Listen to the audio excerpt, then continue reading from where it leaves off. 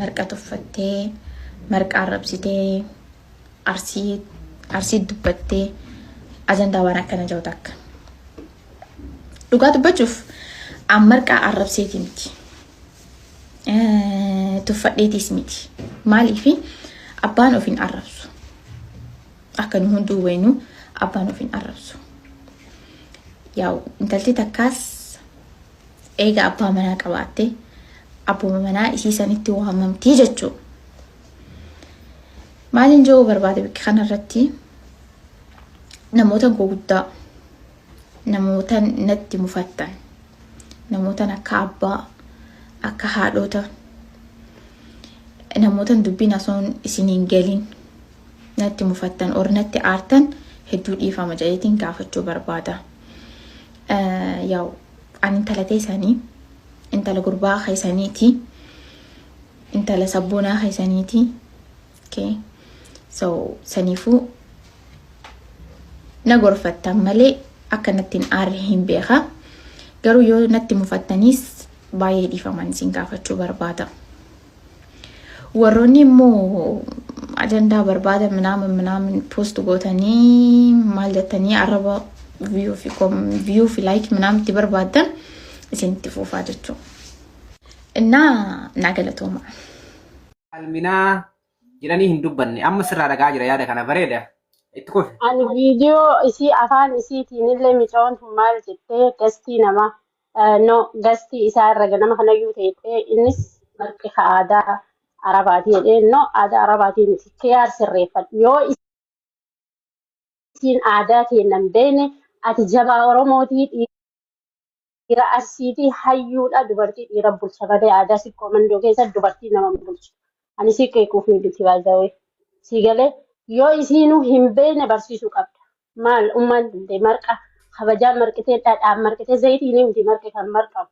Dhadhaa orijinaalaan marqitee isin nyaachifne abbaa keenya nyaachifne ittiin habiibti marqa arabnillee nyaata nuti isin nyaanna. Walaakin marqe keenya akka arabaa wal dhaba kabaji marqa keenya jetteen kabachiisuu qabda. Wasin dindee kaballaatti dhufe habiibi. Miidiyaa irra dhufee akka namni ittiin dhigine waan hamaa dubbattee jechuu barbaade si galee. Maal jettee laayivii kana teessee okay dhiifama. Maal jettee laayivii isaa irra teessee ani kaniin jedhe marqi sa'a 24 akka hin nyaanne waan biraas nyaata. Nuti wallaahi waan nyaannu waa hedduu qabna marqa bichaa miti micoon tun gabaabumatti yoon gabaabse dhiifama nu gaafachuu qabdi. Marqi keenya kabajamuu qaba. Nuuf kabaja marqi keenya nyaata keenya aadaa keenya. Ustaaz Raayyaa Abbaa Mancaatu nuu kabajee isiin maali? Nuu kabajuu qabdi marqa keenya. Kan yaada keenya qabna. Thank you. Fixatteerti. Okay. Osoo gara kiyaariitti hin dabarsin nama biraa kan dubbattan. Ilo welcome baga ragaa dhuftan. Nagaan jiraattu. Ayyee bubbee dubbadhu iluun achi booda irratti haadhu Ramzaa fi Faallee yoo yaada qabatan dubbatan. Areebni Toorkiin irra dhaabatee ani wanni jechuu barbaade kiyaaroon jaaladhallee kabajallee anillee akka hirmaannaa kana keessa jira jechuudha walumaa galatti hirmaannaa kallattii kana ajandaa dubbataa ture reef nama 900 irra dubbataa ture ofii kiyyallee tokkoffaa irratti mucayyoon dogongortee gaafa koomentii ilaaltee gabbaatee marqi mataa nama tuqa jettee waan feete jettee mucattiin dogongorte kiyaaroon bira taa'ee mataan isaa marqi nyaata aadaa arabaan malee wanni isin galche hin jiru wanni harka isin keessaa qabdan hin jiru jechuun akka allaaleetti akka mataa kiyyaatti boosuu taasifame. Mee warra san biraa bakka wacaa kanaa siqi bakka yaada kanaa siqi yookiin immoo ijoollee san jaallatee. Nama kuma tokkoon ala mucattii takkatti. Bakka sanii siqi sagaleen akka malee nu jeeqaa jira waan ta'eef bakka yaada qulqulluutti barbaanna. Laayivii banatee jira. Jarri achitti ajandaa biraa godhatee. Jarri laayivii biraa bubbee Kiyaar muyitirra jirte yoo dubbataa mana banatee bakka lamaan dalagaa jiran itti fufa. Mana banannaan immoo bakka nu asitti amma nama baay'ee qabna nama kuma sadiin seenam. Yaadni obsituu naa ta'e jira usmi amma ilu naa ta'e anam malaan. Yaada obsituu naa ta'e nama biraa sirriitti naa ta'e wallahi yaada haqa qabeessa. Dhaabadhee dubbadhu qaba. Waan irra dhaabadhee dubbadhu qabaa kaisii suni sirriitti waan kanaa yaada kana naa ibsaa jedha nama ajandama kanaawu. Okay, bubbee atillee dubbadhu nama isa qeeqaa ture nama isa irraa dubbataa ture erga jettu irraa bakka yaada bakka sagalee qulqulluutti erga baate dubbadhu. Maaliif akka isa qeeqte maaltu yaarii fi jaartii isaa kullee isin balleesse. Ittiin isaa balleessuu dandeetti dubartiidha haala miidiyaa kana ittiin asirratti nu jirruu fi haala uummanni kun ittiin jiraatu uummata mataa kulfii akka taane nu beekuu dhabuu dandeetti. Kiyaaroon nama gubbaa kanarra turee feesbuukaan waan dubbatamu ture akka itti dubbatu beekaa akka itti haasa'u beekaa mucayyoon tun haarawaa gara miidiyaa kanaa dhufuu dandeetti. Shamarran keenya immoo koomentii mucattii tana miidhuu danda'anii arrabsuu danda'anii aarsuu danda'ani. Mucattiin tun miira keessa seentee koomenticha laaltee gastii banattee gaafa achi gad dubbatu koomentii dubbisaa gaafa dubbattu miira keessa seentee dubbii hawaasa kana tuqu yoo isiin dubbatte inni irraan deebisee isii bira taa'ee hawaas marqi marqa akkanaati jedhee dubbachuun tokkoffaa marqi yamaniitiin marqi keenya garagala yamanii marqi nyaatan bishaanii nyaatan maraqi itti naqanii kan inni re'aala ganaatiin bitame marqi keenya xooshineen sukaayiin dhadhaan baffamee dubartiin beektuun marqitee ka harcee of keessaa hin qabne laaqamee nyaatama marquma kana gad deebisee marqa arabaa ka bishaan maraqi nyaataniin gaafa kiyaar dubbate kiyaarii abdannu kan irra siin geennu san arrabsuu irraa onni duba nu deebisu hin jiru maaliif sammuun teenya sammuu kiyaarii wal qixa ta'uu dhabuu dandeetti waan ta'eef. Ilaalcha kiyaar laalee dubbate san horkoo sookoo ima dhoksaa keessaa baafnee itti fayyadamna waan ta'eef. Siigalee inni jecha takkatti dubbateemi bakka 100tti hiinne irraa dubbachuu dandeenya waan ta'eef dogongoree ka isiin dogongorte dogongora isii isa fudhachuu danda'a waan ta'eef mushurraa asirra fidoo doon taane akka yaada bubbeessa gureetitti kiyaaroon nu balleessee jira jaartiin isaa isa jala jirti gabbayee dhiifama nu gaafachuun dirqama kiyaarii jira afaan Oromooti. Ilaalcha feetee nu haa dogongortu dogongora isiin dogongorterra inni dogongoree jira mataan isaa. Fitadheera dhiifama waan wanti. Okay galatoomi atillee marqaa falmita malee bakkeen isiin dhiira arsii yookiin shamara arsii itti tuuйте hin jiru marqi tuqamnaan hin dubbattee jechuutillee.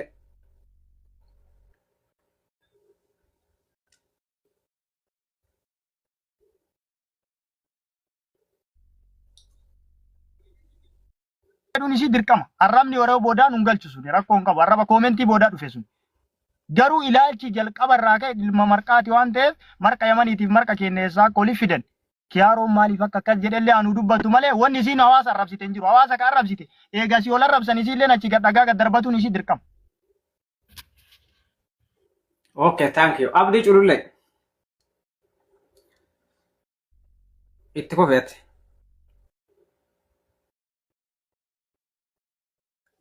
Dheetiin ture sagaleen kiyya karee fi sun nama biraan geenye na fakkaate. La namni kun jechoota namaa gargaratti hiikkata. Akkaataa gargaraatti hiikkata. Ammallee viidiyoo san immoo kiyaar immoo idiiteedhaa jira. Ani hin beeku. Ani mucayyoo marqa yoo nyaatan sammuu isin tuqattu gurra kiyyaan dhagee jechuudha. Idiit ta'ee daayirektii jettee wallaahi hin beeku. Immoo ka kiyyaar tokkollee aslan marqi kan yamanillee gurra kiyyaan dhagahee walumaa galatti kiyyaar umrii kanaan as deebi'ee komantii ijoollee laalaa laayivii waraabulleen tokko farratti sirrii miti. Dhiifama gaafachuun waa wahii qalal gosatumaan laaltaa homaa rakkoo hin qabuuti. Kiyyaar illee rakkoo hin qabu bifuma barateen dhufee agartee harma warraa isaa wajjin akkana yoo nutti aarta jedhan. Baay'isa kuwee kiyyaar qoosaa ture jechuudha. Uummanni immoo akkasitti hin jiru siigalee. Kanaafuyyuu jari lamaanuu dhufanii akkanaa nuti hin qoosnee akkanatti dhiifamaa gaafatan. Ani kanuma jedha. Ayyee namni biraan.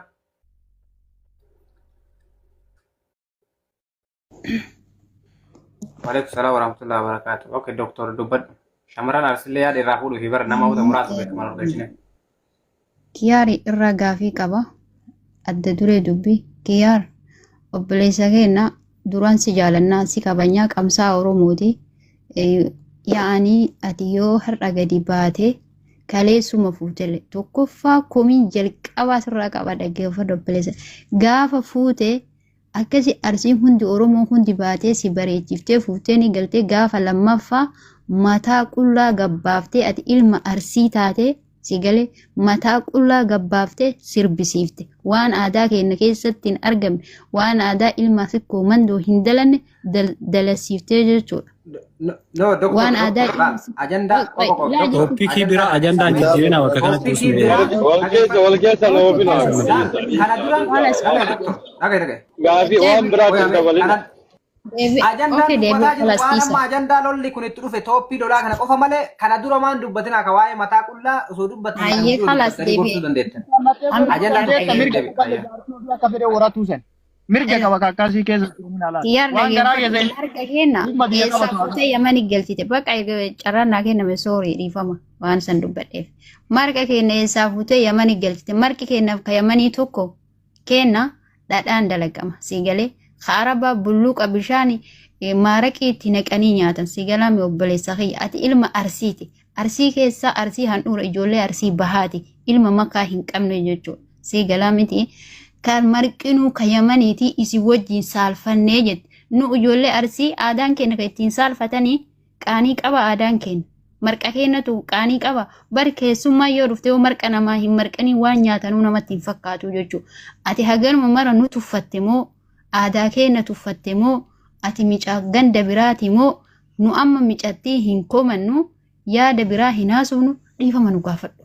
Situ nu arrabsee jecha micattiisanii yakka kan kee godhu dhiifama nu gaafadhu. Aadaan keenya nu warqee obboleessa keenya.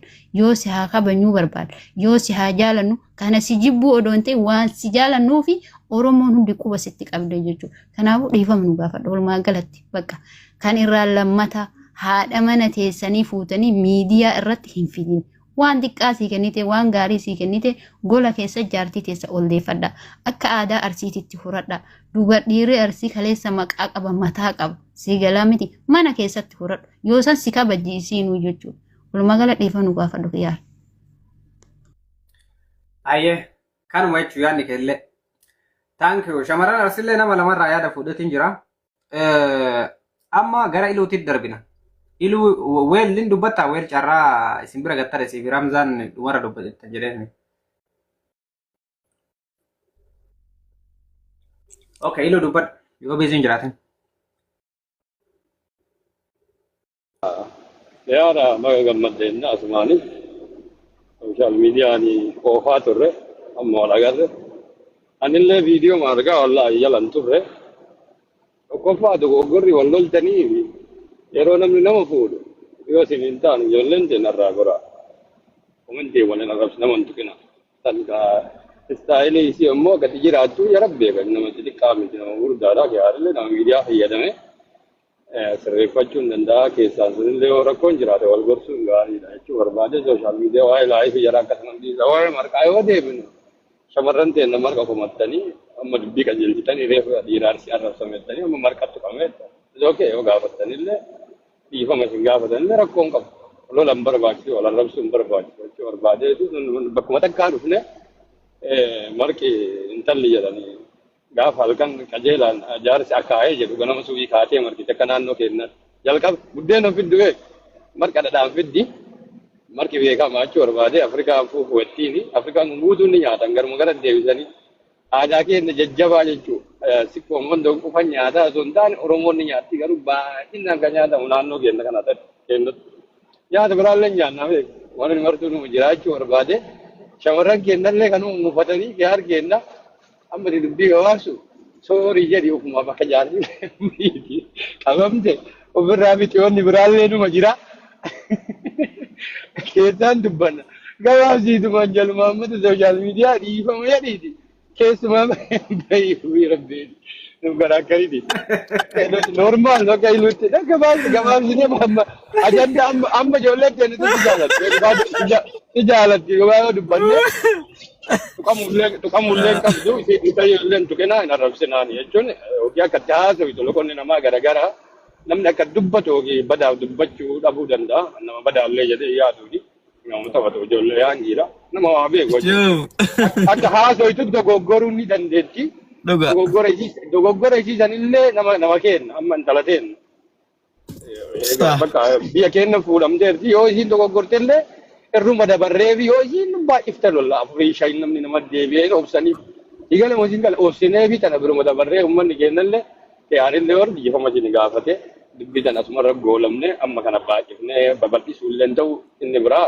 komentii ala deemtanii waliin tuttuqina nama tuqina nama keessani namni tokko dhufee yoo isinitti ijoollee teessanitti kan wal fuudhu ta'e akkuma keessan ilaalaa jechuu barbaade walaa kabajnu jechuu barbaade kennallee jecha takka namni hin dogoggora ilmi namaa akkatti waan badaallee waliin goone nama keessaa wal baafne jechuun jaalala kennaafi jechuu barbaadeeti akkas galatooma yaar kennaafi gabaabsii soorii jedhi uummanni kenna waan inni dubbatuuf argite marqan nu jalaa tuqameedha marqi kenna Oromootti kenna Oromoon martuu nyaatti Afrikaalleen nyaatti keessatti aadaa ta'e namni kenna ka beekamu marqaa waan biraallee nyaanna jechuun nama nyaatama bakka marattuu nyaatama Ameerikaa kanatti ani kun laayif irra bitee nyaataa doolaara 20 tanuu marqa gurraacheessaa ka daqiiqaa 5 gahu jechuudha aadaa ta'e na jedhee jechuu barbaadee ka iltiraa kan akkasi lalladhaati ijoolleen teennallee tasgabbaayaa jechuu barbaadee waan kanarraa tasgabbaa namallee waltu nuti kennaa jechuu barbaadee yoo sanillee dhiisaan maaliif kalema akkasitti la godhatanii itti yaa'anii addunyaa manarraa yaa'anii